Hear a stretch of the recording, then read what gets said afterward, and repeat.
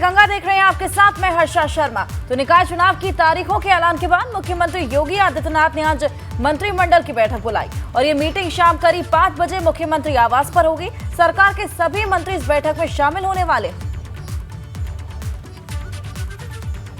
देखिए, निकाय चुनाव की तारीखों का ऐलान हो गया है। ऐसे में अहम मीटिंग आज बुलाई गई है। 5 बजे मुख्यमंत्री आवास पर यह मीटिंग होने वाली है और सरकार के सभी मंत्री इस अहम बैठक में शामिल होंगे। आगे चल के निकाय चुनाव की रणनीतियों पर आज मंथन होने वाला है। कई मुद्दों को लेकर चर्चा होगी क्योंकि ये अहम चुनाव होने वाले हैं। निकाय चुनाव जिसका सभी को इंतजार था, सभी दलों ने अपनी कमर कस ली थी और ऐसे में अब निकाय चुनाव की तारीखों का ऐलान हो गया है और सभी दल अब एकजुट हो गए हैं और सभी दल तैयारियों में जुट गए। ऐसे में ये मीटिंग शाम करीब 5 बजे होने वाली है, मुख्यमंत्री आवास पर होने वाली है। सरकार के सभी मंत्री इस बैठक में शामिल होंगे। तो निकाय चुनाव को लेकर यहां पर कई मुद्दों पर चर्चा होगी, कई रणनीतियों पर यहां पर तैयारी होने वाली है।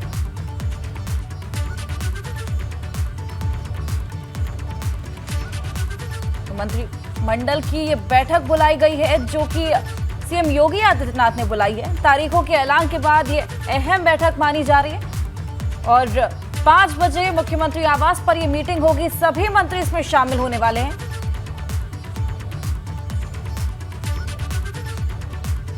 और निकाय चुनाव की तैयारियों को लेकर यहां पर चर्चाएं होंगी।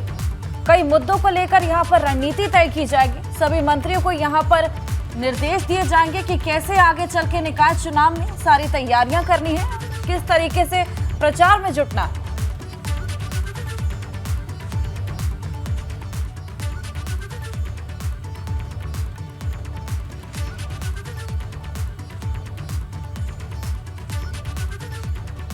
निकाय चुनाव में 17 नगर निगम रहने वाले हैं और आपको बता दें कि 200 नगर पालिका इसमें शामिल है। 546 नगर पंचायत निकाय चुनाव में होने वाले हैं और इन सभी पर चुनाव होने वाले हैं। अहम चुनाव होने वाले हैं और इनकी तारीखों का ऐलान कल ही किया गया है और इसको लेकर काफी समय से तैयारियां चल रही थी। आरक्षण सूची डाली गई थी, उसके बाद जब मुहर लगी उसके बाद इन तारीखों का ऐलान किया गया है और ऐसे में इस पूरे ऐलान के बाद मुख्यमंत्री योगी आदित्यनाथ ने आज मंत्रिमंडल की बैठक बुलाई और ये मीटिंग शाम करीब 5 बजे होने वाली है। मुख्यमंत्री आवास पर होगी। अहम बैठक मानी जा रही है। सभी मंत्री इसमें शामिल होंगे। आगे चल के जो निकाय चुनाव होने वाले हैं उनको लेकर यहां पर पूरी चर्चाएं होंगी। आगे क्या रणनीति रहने वाली है, ये सभी यहां पर मंथन होने वाला है। तो आपको बता दें कि यूपी में 2 चरणों में इस बार निकाय चुनाव होंगे। 4 और 11 मई को निकाय चुनाव के लिए वोटिंग होने वाली है। ऐसे में 13 मई को निकाय चुनाव होने वाले हैं और इसके नतीजे 13 मई को ही आएंगे। पहले चरण में 37 जिले और दूसरे चरण में 38 जिलों में यहां पर वोटिंग होने वाली है और 4 मई को पहले चरण में 37 जिलों में चुनाव होंगे और 10 नगर निगम में 129 नगर पालिका और 289 नगर पंचायतों में यहां पर चुनाव होने वाले हैं। 11 मई को दूसरे चरण में 38 जिलों में चुनाव होंगे जिनमें से 7 नगर निगम रहेंगे और 95 नगर पालिका और 268 नगर पंचायतों में यहां पर चुनाव होने वाला। और आपको बता दें कि पहले चरण में उम्मीदवार 11 और 17 अप्रैल तक नामांकन दाखिल कर सकेंगे और 18 अप्रैल को यहां पर नामांकन होगा।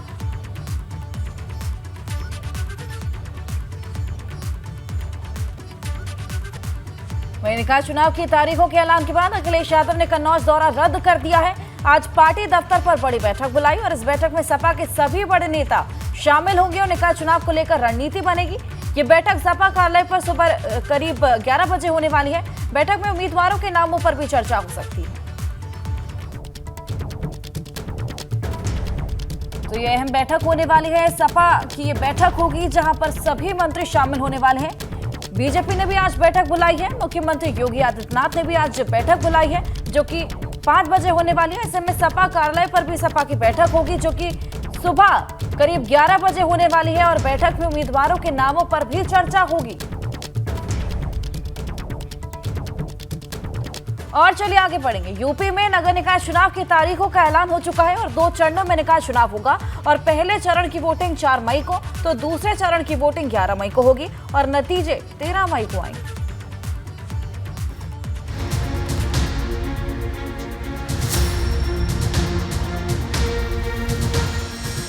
निकाय चुनाव का ऐलान अब खुलकर होगा घमासान। 2 चरणों में होगी जंग, यूपी की जनता किसके संग? निकाय चुनाव की जिस तारीख का ऐलान पूरा यूपी लंबे समय से कर रहा था वो हो गया है। यूपी में 2 चरणों में नगर निकाय के चुनाव होंगे। पहले चरण की वोटिंग 4 मई और दूसरे चरण की वोटिंग 11 मई को होगी, जबकि 13 मई को नतीजे आएंगे। चुनाव 2 चरण में किया जाएगा। पहले चरण के चुनाव का मतदान 4 मई को होगा और दूसरे चरण का मतदान 11 मई को होगा। मतगणना जो है वो 13 मई को संपादित किया जाएगा। इस अधिसूचना के जारी होने के साथ ही प्रदेश में आदर्श आचार संहिता लागू हो गई है। आपको बता दें कि सहारनपुर, मुरादाबाद, आगरा, झांसी, प्रयागराज, लखनऊ, देवीपाटन, गोरखपुर और वाराणसी मंडल में 4 मई को चुनाव होंगे, जबकि दूसरे चरण में मेरठ, बरेली, अलीगढ़, कानपुर, चित्रकूट, अयोध्या, बस्ती, आजमगढ़ और मिर्जापुर मंडल में 11 मई को वोट डाले जाएंगे। हमारे कुल 17 नगर निगम हैं, 199 नगर पालिकाएं हैं और 544 नगर पंचायतें हैं। ये कुल मिला की संख्या 760 है। तो इनके अध्यक्षों की और इसमें होने वाले वार्ड कमिश्नर और सदस्यों का भी चुनाव किया जाएगा। उत्तर प्रदेश में स्थानीय निकाय चुनाव की तारीखों का आज राज्य निर्वाचन आयोग ने ऐलान कर दिया। 2 चरणों में उत्तर प्रदेश में निकाय चुनाव होंगे। पहले चरण में 4 मई को वोट डाले जाएंगे और दूसरे चरण में 11 मई को वोटिंग होगी। चुनाव के नतीजे 13 मई को आएंगे।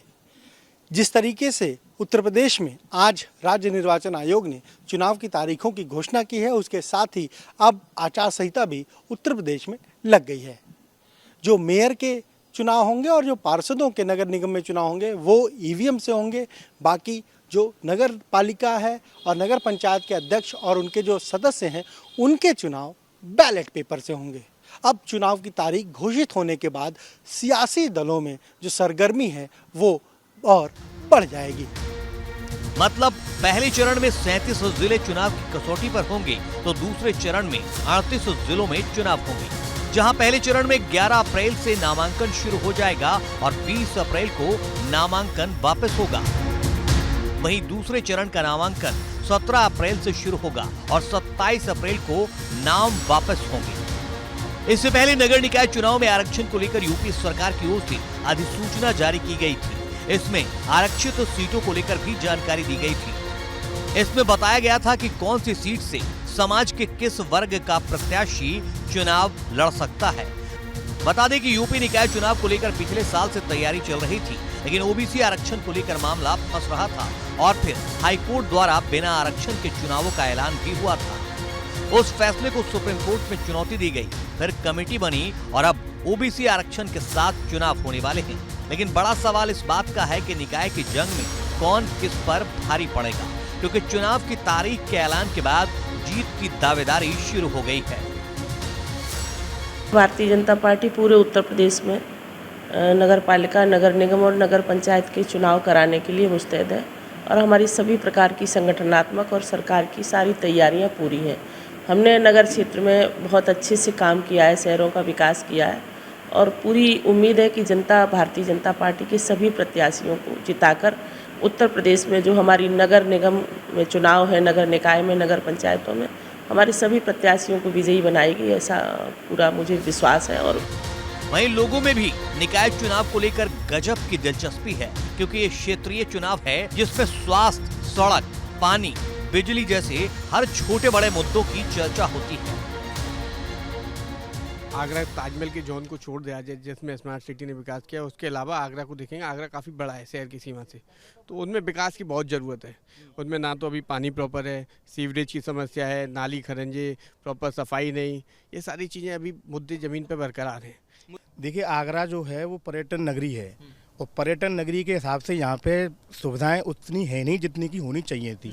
धरातल पे कोई काम नहीं पहुँचा है। एयरपोर्ट हमारा बनना था और आगरा की जनता की बहुत बड़ी मांग है यहाँ पे एयरपोर्ट हो, क्योंकि यहाँ से दिल्ली जाना है, लखनऊ जाना है या कोई और फ्लाइट पकड़नी है, तो पर काफ़ी प्रयासों के बावजूद भी एयरपोर्ट यहाँ पर जरूर होना है। अब सबकी नजर इस बात पर टिकी है कि इस बार शहर का किंग कौन बनेगा, क्योंकि बीते 2 चुनाव से नगर निगम में भाजपा का एक छात्र राज रहा है। सपा का खाता तक नहीं खुला है। ऐसे में सवाल बड़ा है, क्या निकाय की इस लड़ाई में समाजवादी पार्टी भाजपा को टक्कर दे पाएगी या फिर भाजपा की लहर में हवा हो जाएगी। Bureau report, ABP Ganga. और चलिए आगे बढ़ेंगे। निकाय चुनाव की तारीखों के ऐलान के बाद एक्शन में है प्रशासन। एटा में हटाए गए सियासी दलों के पोस्टर। डीएमएसपी ने चौक चौराहों से पोस्टर हटा दिए हैं। शांतिपूर्ण और निष्पक्ष तरीके से चुनाव होगा, ये डीएम का कहना है। आचार संहिता का कड़ाई से यहां पर पालन होगा, तो डीएम के यहां पर आदेश के तहत सारे पोस्टर हटा दिए गए हैं। शांतिपूर्ण और निष्पक्ष तरीके से यहां पर चुनाव होने वाले हैं और आचार संहिता का यहां पर कड़ाई से पालन हो, इसी के चलते यहां पर से ये पोस्टर हटाए गए। आयोग उत्तर प्रदेश के द्वारा आदर्श आचार संहिता निकाय चुनाव की लागू की जा चुकी है। उसके तुरंत बाद एटा के जिलाधिकारी और एसएसपी सड़कों पर फ्लैग मार्च करते हुए संदेश दे रहे हैं। होर्डिंग, पोस्टर, होल्डर और बैनर सारे निकलवाए जा रहे हैं। आइए बात करते हैं, हमारे बीच है एटा के जिलाधिकारी अंकित कुमार अग्रवाल जी, कि क्या संदेश देना चाहते हैं स्वतंत्र एवं निष्पक्ष चुनाव करवाने के लिए। जी सर। आज भारतीय राज्य निर्वाचन आयोग के द्वारा आचार संहिता की घोषणा कर दी गई है। हमारे 10 नगर निकाय एटा जनपद में सभी जगह आज आदर्श आचार संहिता के अनुपालन की कार्रवाई की जा रही है। जितने भी राजनीतिक पोस्टर और होर्डिंग लगाए गए हैं उसको हटवाया जा रहा है। हमारे विभिन्न सत्रों में प्रशिक्षण का कार्य भी स्टार्ट हो जाएगा। इस तरह से हम लोग पूरी तरह से निष्पक्ष और शांतिपूर्ण चुनाव कराने के प्रतिबद्ध। हमारे बीच है एटा के एसएसपी उदय शंकर सिंह जी, जो कानून व्यवस्था को लेकर खासतौर से क्या व्यवस्थाएं की जा रही हैं निष्पक्ष और निर्भीक चुनाव कराने के लिए, उनसे बात करेंगे। जी सर। सर्वप्रथम आज प्रारंभिक चरण में जिलाधिकारी महोदय के साथ में पूरे नगर पालिका और प्रशासनिक अधिकारीगणों की पूरी टीम के द्वारा आदर्श आचार संहिता के अनुपालन में अवैध रूप से नगर क्षेत्र में, कस्बाई क्षेत्र में लगे बैनर, पोस्टर, होर्डिंग को हटवाने का कार्रवाई की जा रही है। इसके अतिरिक्त सुरक्षा के दृष्टिकोण से पुलिस के द्वारा व्यापक प्रबंध किए गए हैं। जैसे कहा कि किस प्रकार की नाकाबंदी की जानी है, मतदान केंद्रों का चिन्हीकरण, उनकी संवेदनशीलता का चिन्हीकरण, आपराधिक तत्वों का चिन्हीकरण, अवैध असलहों की बरामदगी या उनके विरुद्ध कार्यवाही, इस प्रकार की तमाम निरोधात्मक कार्यवाही प्रचलित है। अब तक सर कितने ऐसे लोगों को जो असामाजिक तत्वों को चिन्हित किया गया है उनको पाबंद किया जा रहा है? पूरे जनपद में 498 कुख्यात अपराधी चिन्हित किए गए हैं, जिनके विरुद्ध आवश्यक निरोधात्मक कार्रवाई की जा रही है। इसके अतिरिक्त कुछ अन्य जो सामाजिक लोग हैं, प्रभावशाली लोग हैं, जिनसे चुनाव में किसी भी प्रकार की आशंका है, उनके विरुद्ध भी नियमानुसार 116 सीआरपीसी की कार्रवाई अमल में लाई जा रही है। धन्यवाद। तो ये थे एटा के डीएम और एसएसपी, जिनका कि साफ कहना है कि जो निकाय चुनाव हैं वो हर हालत में शांतिपूर्वक और निष्पक्ष तरीके से संपन्न कराए जाएंगे। किसी भी व्यक्ति को हस्तक्षेप करने की अनुमति नहीं दी जाएगी और आज से ही होर्डिंग और पोस्टर, बैनर जो लगे हुए थे उनको हटाने का काम शुरू हो गया है। पूरे एटा जनपद की जनता से उन्होंने अनुरोध किया है कि निष्पक्ष एवं शांतिपूर्ण मतदान कराने में अपना योगदान दें। एटा से एबीपी। और आचार संहिता लागू होते ही एक्टिव मोड में दिखा रायबरेली प्रशासन। अधिकारियों की उपस्थिति में उतरवाए गए हैं होर्डिंग्स और बैनर, और ऐसे में सिटी मजिस्ट्रेट और सीओ सिटी की अगुवाई में ये होर्डिंग्स उतरवाए गए। नगर पालिका की टीम के साथ राजस्व कर्मी भी प्रचार सामग्री उतरवाने में मदद कर रही है और ऐसे में भारी संख्या में पुलिस बल के साथ ये पूरी टीम काम कर रही है। देखिए तस्वीरें आप देख सकते हैं, नगर पालिका की टीम के साथ राजस्व कर्मी शामिल हुए थे और ये सभी होर्डिंग्स हटाए गए। भारी संख्या में यहां पर पुलिस बल भी तैनात था और पुलिस बल की टीम के साथ मिलकर यहां पर ये पूरी कार्रवाई को अंजाम दिया गया। आचार संहिता लागू होते ही यहां पर ये पूरी कार्रवाई की गई। और इसी कड़ी में फिरोजाबाद में भी पोस्टर हटाए गए हैं। निकाय चुनाव के ऐलान के बाद ये एक्शन लिया गया। होर्डिंग, बैनर, पोस्टर को यहां से हटवाया गया है। नगर निगम टीम ने ये पोस्टर हटवाए और आज भी पोस्टर हटाने का काम लगातार जारी रहेगा। देखिए तस्वीरें यहाँ की भी आप देख सकते हैं। निकाय चुनाव के ऐलान के बाद यहाँ पर ये एक्शन लिया जा रहा है। होर्डिंग, बैनर और पोस्टर को यहाँ पर हटवाया जा रहा है और ये पोस्टर हटाने का काम आज भी जारी रहने वाला है।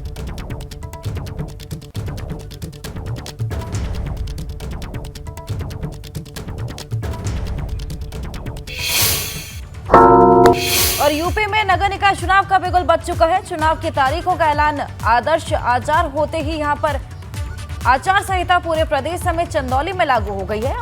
आदर्श आचार संहिता लागू होते ही जिला प्रशासन एक्टिव मोड में नजर आया। चंदौली के पंडित दीनदयाल नगर में पोल दीवारों पर लगे राजनीतिक दलों के बैनर, होर्डिंग, पोस्टर को उतारने का काम शुरू हो गया। देखिए तस्वीरें आप देख सकते हैं। देर रात तक यहाँ पर ये पोस्टर हटाए गए हैं। 3 नगर पंचायत में यहाँ पर चुनाव होने वाले हैं और उसी के चलते यहाँ पर पोस्टर, बैनर, होर्डिंग हटाने का काम लगातार जारी है। बिगुल बज चुका है। चुनाव के तारीखों का ऐलान के बाद जिला प्रशासन एक्टिव मोड में है। आप देख सकते हैं इस वक्त हम दीनदयाल नगर में तमाम एसएचओ, मुगलसराय के एसएचओ, तमाम जो उनके अधीनस्थ अधिकारी हैं, इस जो बैनर, राजनीतिक दल के बैनर, पोस्टर लगे हुए थे पोलों पर, उसको उतारने का काम हो रहा है। चूँकि आचार संहिता घोषणा के बाद ही लग गई है तो निश्चित तौर पर जो जिला प्रशासन है, यहाँ के जो थाना अध्यक्ष हैं, वो माय फोर्स दीनदयाल बाजार में जितने भी पोस्टर, बैनर लगे हुए हैं सबको उतरवाने का काम कर रहे हैं। उनसे जानेंगे भी, सर क्या हो रहा है, ये क्यों उतरवाया जा रहा है? जी, आदर्श आचार चुनाव संहिता लग चुका है। जो भी पोस्टर लगे हैं उनको उतरवाया जा रहा है। जो नियम है उसका पालन किया जा रहा है। तो दीनदयाल नगर में जितने पोस्टर हैं सारे उतरेंगे? बिल्कुल, सब उतरेंगे। तो इनका कहना है कि जितने भी पोस्टर दीनदयाल नगर में है सबको उतारा जाएगा। आचार संहिता लग चुका है और चुनाव के तारीखों के ऐलान के बाद जो है जिला प्रशासन एक्टिव मोड में है। क्योंकि 4 मई को यहाँ मतदान होना है नगर निकाय चुनाव का। चंदौली में आपको बता दें 3 नगर पंचायत और 1 नगर पालिका, जो दीनदयाल नगर पालिका है, वहाँ चुनाव होना है। तो 4 मई को यहाँ चुनाव होगा। 13 मई को नतीजे आएंगे।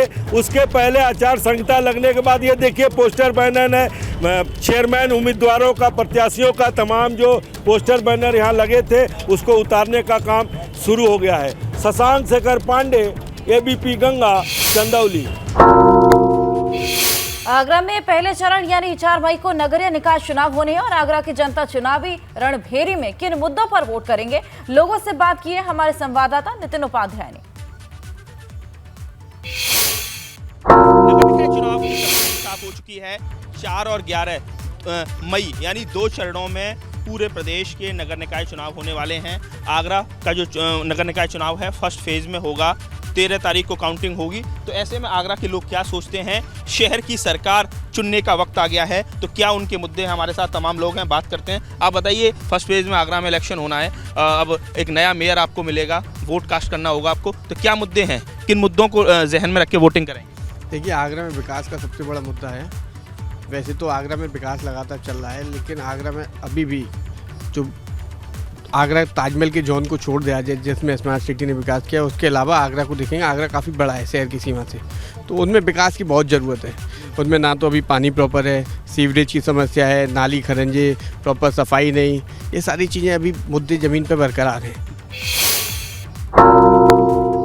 और वहीं यूपी में निकाय चुनाव की तारीखों की घोषणा के वाराणसी की जनता का क्या कुछ कहना है, इसे लेकर लोगों से बात की हमारे संवाददाता नवीन पांडे ने। चुनाव के तारीखों का ऐलान हो गया है, जिस पर बात करने के लिए हमारे साथ काशी की जनता भी और नेता भी मौजूद हैं। सबसे पहले नेता से बात करते हैं। सुजीत टीका जी हैं, बीजेपी से है। किस तरह की तैयारी बीजेपी में है निकाय चुनाव को लेकर? भारतीय जनता पार्टी तो 24 घंटे चुनाव के मूड में रहती है और 365 दिन चुनाव के मूड में रहती है। चुनाव चाहे जब घोषणा होती है, भारतीय जनता पार्टी 90% सीटें पूरे प्रदेश में नगर निगम, नगर पालिका, नगर टाउन एरिया जीत कर आएगी। भारतीय जनता पार्टी ने जिस प्रकार से 2014, 17, 19 में अपना रिकॉर्ड कायम किया, उस रिकॉर्ड को जनता के आशीर्वाद के बदौलत हम कायम रखेंगे। देखिए, इसका हम लोग इंतज़ार जो कर रहे थे वो आ गया, वह समय आ गया है।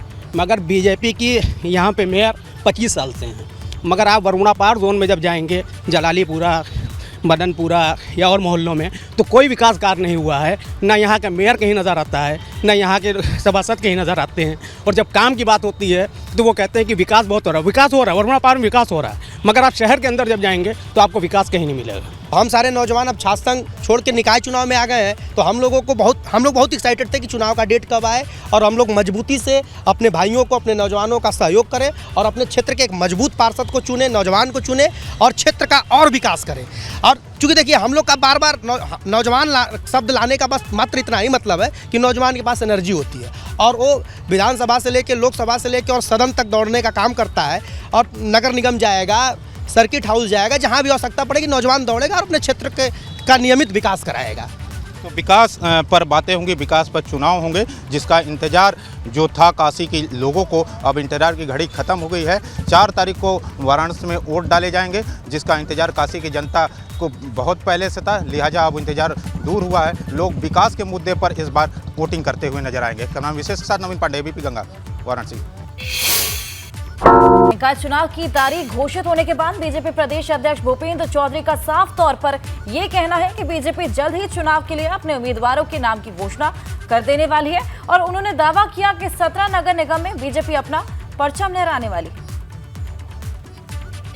उत्तर प्रदेश में निकाय चुनाव की तारीखों का ऐलान हो गया है। 2 चरणों में उत्तर प्रदेश में निकाय चुनाव होंगे। बहुत दिनों से इंतजार हो रहा था। 4 मई और 11 मई को वोट डाले जाएंगे, 13 मई को नतीजे आएंगे। हमारे साथ बीजेपी प्रदेश भूपेंद्र चौधरी, उनसे जानेंगे। भूपेंद्र जी, निकाय चुनाव की तारीखों का ऐलान, बीजेपी पहले से तैयारी कर रही थी, अब कितनी तेजी आएगी उसमें? नहीं, हमारी तैयारी पूरी है पार्टी की, और आप भी जो हमारे कार्यक्रम हैं, अभियान हैं, हमारे लोगों का, हमारे कार्यकर्ताओं का, नेताओं का, सभी माननीय जनप्रतिनिधियों का, माननीय मुख्यमंत्री का लगातार जनता में के बीच में हमारा संपर्क संवाद बना हुआ है। हमने पूरा संगठन स्तर पर भी और सारी पूरी हमारी तैयारी है, और हम बहुत जल्दी अपने प्रत्याशी घोषित करके और अपने एजेंडे के साथ, अपने रिपोर्ट कार्ड के साथ जनता के बीच में जाएंगे। हमने अपने जो हमारी पार्टी का एक व्यवस्था है, प्रत्याशी चयन की प्रक्रिया है, वो हम लोगों ने उसकी होमवर्क कर लिया है और बहुत जल्दी बैठक करके हम अपने कार्यकर्ताओं के साथ वार्ता करके, बातचीत करके, जो भी योग्य प्रत्याशी होंगे, जीतने लायक प्रत्याशी होंगे, हम उन प्रत्याशियों पर दांव खेलेंगे। और निश्चित रूप से भारतीय जनता पार्टी सारे नगर निगम और नगर निगमों के सभासद, नगर पालिकाओं के अध्यक्ष, नगर पालिकाओं के सभासद, नगर पंचायतों के अध्यक्ष और नगर पंचायतों के सभासद, सारी सीटें भाजपा जीतेगी, ऐसा मुझे विश्वास है। पिछली बार भी प्रदेश की जनता ने हमें बहुत आशीर्वाद दिया, हम 2 सीटें हार गए थे नगर निगम की। हमारी पूरी तैयारी है, हमने उन हार के कारणों की भी समीक्षा कर ली और लगातार हमारी पार्टी, हमारी सरकार लगातार जनता के कल्याण के लिए, जनता से जुड़े विषयों को लेकर हम जनता के बीच में। ये हम माने कि 5 से 6 दिन में आपके कैंडिडेट घोषित हो जाएंगे? नहीं, निश्चित रूप से नामांकन से जब अंतिम दिन होगा नामांकन का, उससे पहले हम लोग नामांकन की जो समय अवधि है 11 तारीख से शायद 17 तारीख तक आई है, तो उसी अवधि में हम लोग अपने प्रत्याशी घोषित करके नामांकन कराएंगे। तो ये आपने सुना, क्या कहना है बीजेपी प्रदेश भूपेंद्र चौधरी का? साफ तौर पर कह रहे हैं कि जब 2 चरणों में उत्तर प्रदेश में चुनाव होंगे और बीजेपी की पूरी तैयारी है, 4 से 5 दिनों के भीतर, यानी नामांकन जब खत्म होगा उससे ठीक पहले बीजेपी अपने सभी जो उम्मीदवार हैं उनके नामों की घोषणा कर देगी और दावा कर रहे हैं कि इस बार 17 नगर निगमों में बीजेपी अपना कमल खिलाएगी। कैमरा मेहदी हसन के साथ अनुभव शुक्ला, गंगा, लखनऊ।